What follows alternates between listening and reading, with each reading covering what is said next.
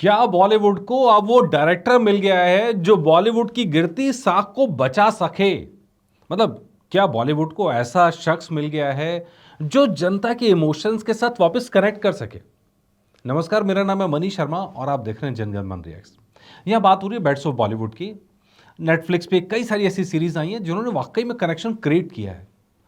और ऐसी सीरीज में एकदम बॉलीवुड की कहानी दिखाती हुई, ग्लैमर की कहानी दिखाती हुई, ग्लैमर के पीछे की गंदगी को दिखाती हुई ये सीरीज अपने आप में बहुत डिफरेंट है।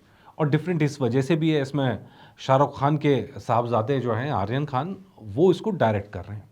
पहली बात तो ये अपने आप में डिफरेंट बात इसलिए है कि नॉर्मली क्या है, स्टार किड जो कि जाके सीधा स्टार किड ही बनता है।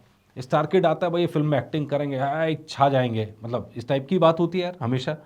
तो आर्यन ने अपनी लीक अलग पकड़ी, ये सबसे बड़ी अच्छी बात नज़र आ रही है यहाँ पे। और इस लीक को पकड़ के उन्होंने अपनी पहचान भी बना ली, क्योंकि जो प्रोडक्ट अब तक उन्होंने उतारा है, चाहे उसका म्यूज़िक ले लो आप, चाहे आप किरदार ले लो आप, चाहे उसकी प्रेजेंटेशन ले लो आप, चाहे उसका प्रोमो ले लो आप, कहीं ना कहीं अपनी एक डिफरेंट चीज़ की छाप छोड़ी है। और अब बॉबी देओल भी कह रहे हैं कि भाई ये लड़का कमाल करेगा। बॉबी देओल ने भविष्यवाणी कर दी है। अच्छा, उन्होंने भविष्यवाणी करी क्यों? वो कहते हैं कि बचपन से मैं इसको देखता हुआ आ रहा हूँ आर्यन को। शाहरुख खान खुद स्टेज पे कहते हैं कि दुख की घड़ी हो, सुख की घड़ी हो, बॉबी देओल हमेशा फैमिली के साथ रहे। और जब अच्छा, ये चीज़ इतनी मार्केट में कभी खुल के सामने आती नहीं है, इन्फॉर्मेशन कभी सामने आती नहीं है। इन्फॉर्मेशन में हमेशा वही तकरार सामने आती थी, शाहरुख वर्सेस सनी देओल, यही आती थी हमेशा। लेकिन देओल परिवार से नज़दीकी की ये जो झलक है, ये कभी नॉर्मली सामने आई नहीं। अब लेकिन इस सीरीज से पहले ये झलक खुल खुल के बाहर आ रही है। बॉबी देओल कह रहे हैं कि जब बचपन से देखते थे तो ये हमेशा मतलब बच्चे की तरह उसे देखा है। फिर एक दिन जब कॉल आया तो मुझे लगा ही नहीं कि कॉल इसके लिए बुलाया गया है, वो मुझे मुझे अपनी अपनी सीरीज़ में रोल करने के लिए बुला रहा है। तो कह रहे हैं कि मतलब उसको जब देखा तो मुझे, मेरे लिए तो बिल्कुल अभी भी बच्चे की तरह ही है। और लेकिन बच्चे को बड़े होते देखना अपने आप में बहुत अच्छा अनुभव है। अच्छा, बॉबी देओल की इस बात से थोड़ा सा इत्तेफाक मैं भी रखता हूँ यहाँ पे। मैं न्यूज़ में था जब आर्यन खान की गिरफ्तारी हुई थी, और मुझे लगता है कि उस घटना ने आर्यन के दिल और दिमाग पे बहुत असर डाला होगा। मुझे अच्छे से याद है कि पूरे मीडिया में ये खबर चलती थी उस समय में कि आर्यन ड्रग्स ले रहा है, ये कर रहा है, वो कर रहा है। उस समय में मेरे पास एक प्राइम टाइम स्लॉट हुआ करता था 9:30 का।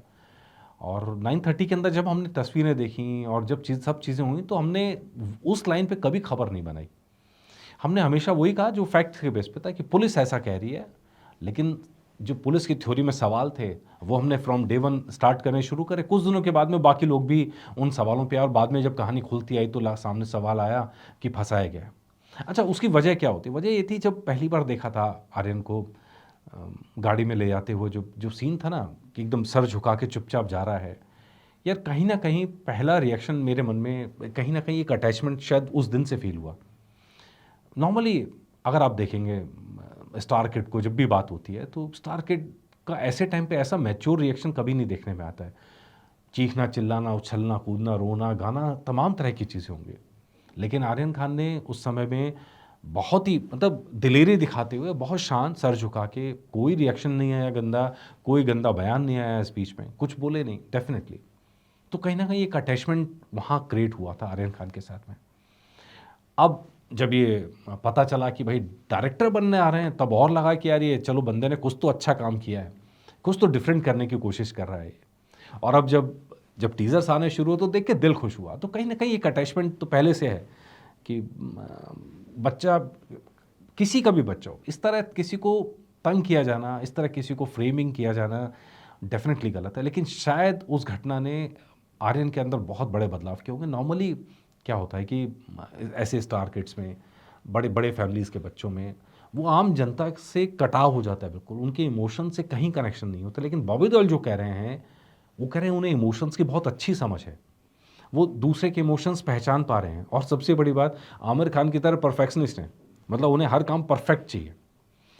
मतलब ये चीज़ मुझे बड़ी दिलचस्प लगी। ऐसा परफेक्शन, ऐसा डेडिकेशन, ऐसा हार्ड वर्क, और ऐसा पिक्यूलर होना अपने सब्जेक्ट के प्रति। और सबसे बड़ी बात, अगर दूसरे के इमोशंस आप समझ पा रहे हैं तो वाकई में आप अच्छे इंसान हैं, किसी के लिए भी। खैर, ये तो अब सीरीज़ कैसी बनी है, तो अब सीरीज़ आएगी तभी पता चलेगा।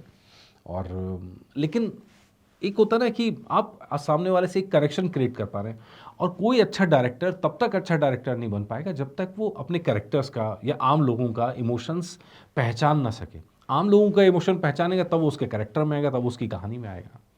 तो उम्मीद करते हैं कि भाई आर्यन खान ने इसके अंदर जैसी बातें बॉबी देओल कह रहे हैं, जितना दिल खोल के तारीफ वो कर रहे हैं, कह रहे हैं कि शाहरुख खान को आर्यन पर प्राउड होगा, क्योंकि वो उन्होंने जो काम करा है इसके अंदर वो वाकई में देखने के लायक है। तो हमारी उत्सुकता भी बढ़ी हुई है, हम भी देखना चाह रहे हैं, वेट कर रहे हैं। अब तो ज़्यादा दिन नहीं है, 18 तारीख को आई है नेटफ्लिक्स पे, और देखेंगे इस पक्का। इस अभी तो बताया जा रहा है 6 इसके एपिसोड हैं, तो देखते हैं क्या कहानी निकल के आती है और क्या क्या पूरा मसाला पिरोया है। और उसमें वादा है टू मच होने का, लेट्स सी कितना टू मच है, वेट कर रहे हैं। और जो होगा आपके लिए अपडेट ज़रूर लेके आएंगे। नमस्कार।